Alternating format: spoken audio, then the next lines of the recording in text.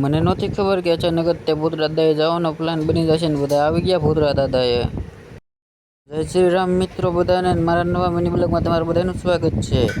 તો સવારના વાગી ગયા છે 6:50. હું આવી ગયો નાસ્તો કરવા. નાસ્તામાં તો ચા અને બિસ્કિટ.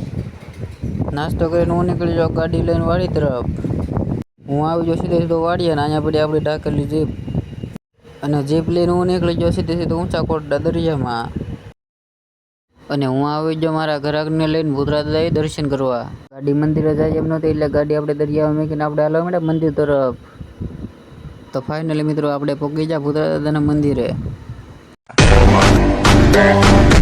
તો આ છે ભૂતરા દાદાનું મંદિર ને તમે કોમેન્ટમાં ભૂતરા દાદા લખવાનું ભૂલતા નહીં.